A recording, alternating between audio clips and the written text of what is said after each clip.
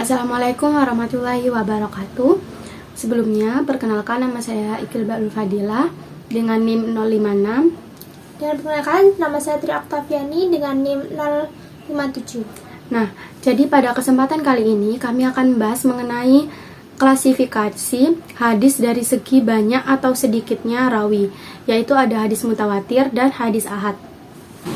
Nah, sebelum memasuki ke hadis mutawatir dan hadis ahad lebih spesifiknya, jadi kita akan membahas mengenai hadisnya. Hadis mempunyai perbedaan dengan Al-Quran. Dari segi turunnya, Al-Quran semua diturunkan secara mutawatir, sedangkan hadis tidak demikian. Artinya, keduanya dapat kita jumpai sekarang ini melalui sanad dan model periwayatan Al-Quran lebih tinggi daripada hadis. Nah, hal ini disebabkan oleh karena makna mutawatir merupakan model periwayatan yang jenjangnya yang sangat tinggi yang diriwayatkan oleh setidaknya lebih dari 4 orang. Hadis merupakan sumber hukum Islam yang kedua. Jadi sumber hukum yang pertama itu ada Al-Quran. Nah, setelah Al-Quran untuk memberi petunjuk kepada kehidupan umat manusia di muka bumi ini, apa yang tidak diuraikan dalam Al-Quran akan dijelaskan lebih spesifiknya atau lebih gamblang itu di hadis nanti. Nah, karena pada dasarnya hadis merupakan perkataan, ajaran, dan perbuatan Rasulullah SAW. Selanjutnya, mengenai hadis mutawatir akan dibahas oleh rekan saya. Baik, di sini saya akan menjelaskan mengenai hadis mutawatir. Hadis mutawatir menurut bahasa adalah kata al-mutawatir ismi fa'il yang berasal dari isim fa'il, berasal dari masdar al-tawatur, semakna dengan at-tatabu'u yang berarti berturut-turut atau beriringan, seperti kata tawatara al-mataru yang berarti hujan turun berturut-turut. Menurut istilah, hadis mutawatir adalah hadis yang diriwayatkan oleh sejumlah perawi atau pada semua tabaqat, yang berarti generasi yang menurut akal dan adat kebiasaan tidak mungkin mereka bersepakat untuk berdusta. Berikutnya itu mengenai ciri-ciri atau definisi dari hadis mutawatir, yaitu ada periwayatan orang banyak, jumlah banyak pada sejumlah tingkat sanad, ada juga tercegah sepakat berbohong, dan hadis itu didapat melalui panca indera. Baik, saya akan menjelaskan mengenai periwayatnya orang banyak. Para ulama hadis berbeda dengan tentang minimal jumlah banyak pada periwayat hadis mutawatir tersebut. Di antara mereka ada yang berpendapat Abu Thayyib 4 orang, atau dikiaskan dengan banyaknya saksi yang diperlukan hakim. Ashabu Syafi'i berpendapat 5 orang, atau dikiaskan jumlah para nabi yang mendapat gelar ulul azmi, atau 10 orang, 40 orang, 70 orang. Bahkan ada yang berpendapat 300 orang lebih. Pendapat yang lebih kuat minimal 10 orang. Berikutnya yaitu jumlah banyak pada seluruh tingkat sanad. Jumlah banyak orang pada setiap tingkat atau tabaqat sanad dari awal sampai akhir sanad. Jika jumlah banyak tersebut hanya pada bagian sanad saja, tidak dinamakan mutawatir, tetapi nanti masuk pada hadis ahad. Nanti akan dijelaskan oleh rekan saya mengenai hadis ahad. Kesamaan banyak para periwayat tidak berarti pada harus sama jumlah angka nominalnya, tetapi yang penting nilai verbalnya sama, yakni sama banyak. Misalnya, pada awal sanad 2 orang, sanad kedua 3 orang, sanad berikutnya 10 orang, 20 orang, dan seterusnya. Tidak dinamakan mutawatir.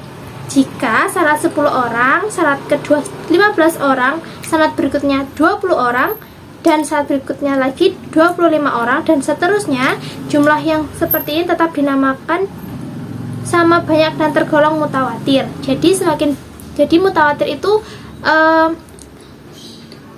periwayatan atau sanadnya itu banyak gitu.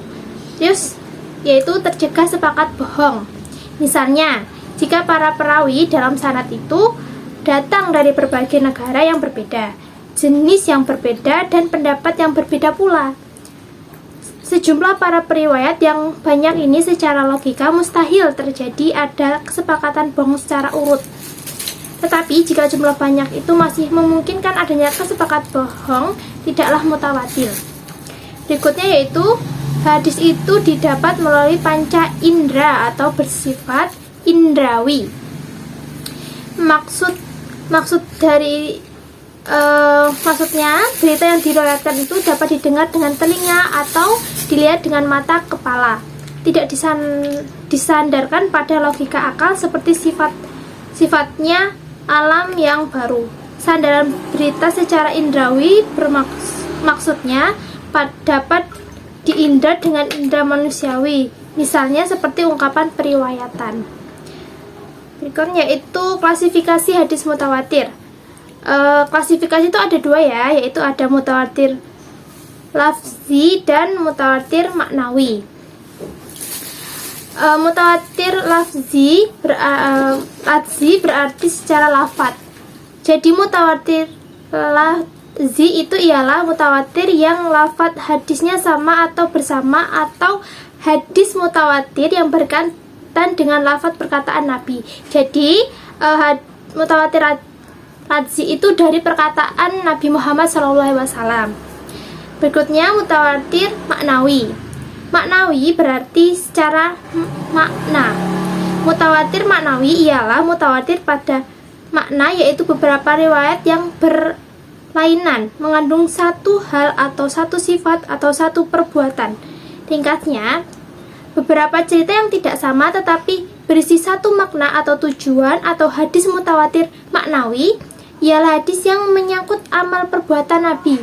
Artinya, perbuatan Nabi yang diriwayatkan oleh orang banyak kepada orang banyak lagi. Jadi dari perbuatan Nabi itu masuk ke mutawatir maknawi. Untuk hadis ahad akan dijelaskan oleh rekan saya.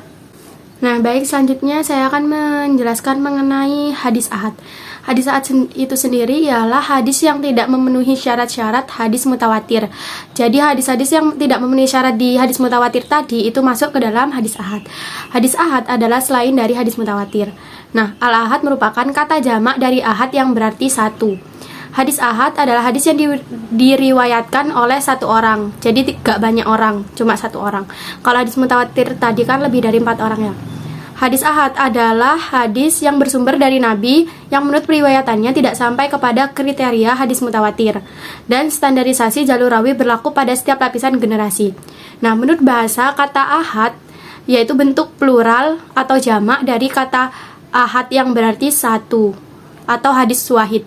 Berarti hadis yang diriwayatkan satu perawi, jadi hanya satu orang, gak lebih dari satu orang. Menurut istilah, hadis ahad adalah hadis yang tidak memenuhi syarat-syarat untuk menjadi hadis mutawatir. Sudah dijelaskan tadi. Yang dimaksud hadis ahad adalah hadis yang diriwayatkan oleh beberapa perawi yang jumlahnya tidak mencapai batasan hadis mutawatir. Nah, klasifikasi hadis ahad ini apabila ditinjau dari segi jumlah perawi dalam sanadnya dibagi menjadi 3 macam. Ada hadis masyhur, hadis aziz, dan hadis gharib. Nah, yang pertama akan kita bahas yaitu mengenai hadis masyhur. Hadis masyhur ialah hadis yang diriwayatkan oleh lebih dari 3 perawi dan belum mencapai batasan mutawatir. Jadi hadis masyhur ini emang lebih dari 1 perawi, tapi belum mencapai untuk bisa menjadi hadis mutawatir. Yang selanjutnya itu ada hadis aziz. Hadis aziz ialah hadis yang diriwayatkan oleh 2 atau 3 perawi dalam salah satu tobakohnya atau sanad, walaupun dalam satu tingkatan sanad saja.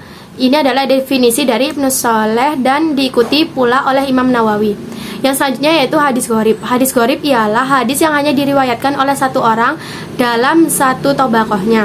Dinamakan demikian karena ia nampak menyendiri, seakan-akan terasing dari yang lain atau jauh dari tataran masyhur apalagi mutawatir. Selanjutnya yakni mengenai pengujian hadis di kalangan muhandisun yang akan dijelaskan oleh teman saya.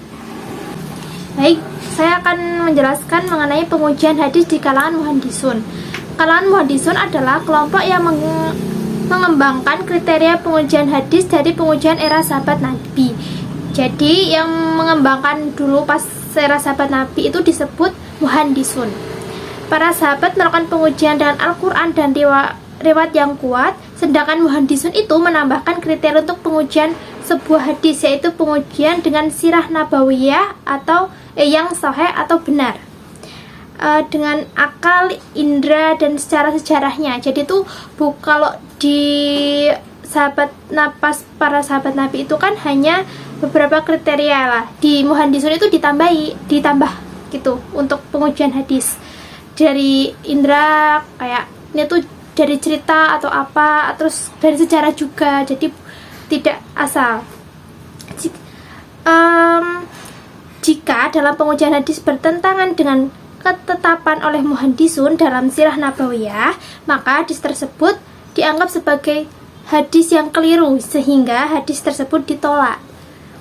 Untuk contoh-contoh hadis yang ditolak akan dijelaskan oleh rekan saya. Baik, di sini saya akan melanjutkan penjelasan mengenai hadis yang ditolak berdasarkan kriteria pengujian yang telah ditetapkan oleh muhaddisun. Muhaddisun sendiri kan tadi udah dijelaskan ya.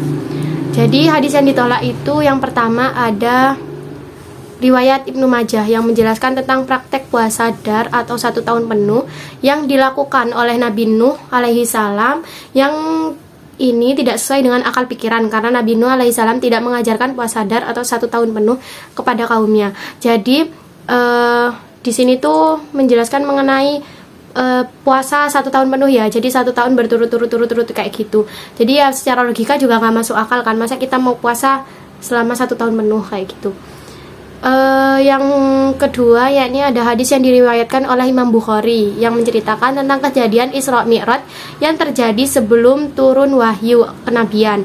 Hadis ini bertentangan dengan sirah nabawiyah yang menceritakan bahwa Isra Mi'raj terjadi setelah kenabian, di mana peristiwa ini telah disepakati.